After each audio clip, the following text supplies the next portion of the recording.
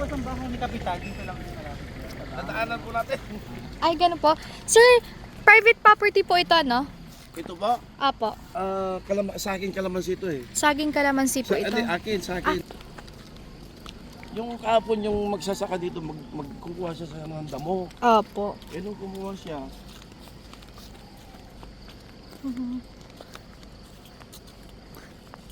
Kapitan, bali ito po yan. ito po yung actual na dyan po nakalagay. Dyan po nakita. Dito po nakita. Oh, yan. Yun. Dito po banda. Yan. Nangingitim po na yan. Ah, okay. So, dyan po tinapon. Opo. So, Kapitan, mga hapon na nga nakumpirma na may ano dyan. Tauhan nyo po ba yun? Yung nakakita po. Opo. Hindi po, farmers po dito sa barangay ko. Farmer. Mangunguha siya ng damo sana ipapakain sa baka. Mm-mm. Nung nakita niya may nakasupot dyan na mahaba, Mm-mm. nireport niya agad sa barangay. Ganun po. Okay. Dito po pala, ano.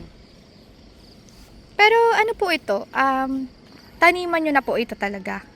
Ito po. Apo. Kalamansi na yan. Kaya lang medyo, ano na po yung kalamansi, pasira na kaya hindi ko na mini-maintain. Opo. Ito po ay private property nyo po ito, Kapitan. Opo. Ito yung kalamansi na ito. Sige po. Salamat po ah. Doon ka Joshua para makita doon. Mas ito mo para makita. Diyan. Buwaba ka para makita yung ano.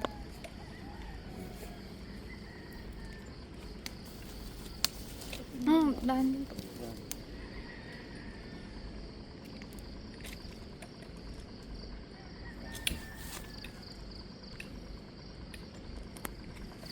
Yung magdadamo sana sa kapon dito pagkain ng kalabaw.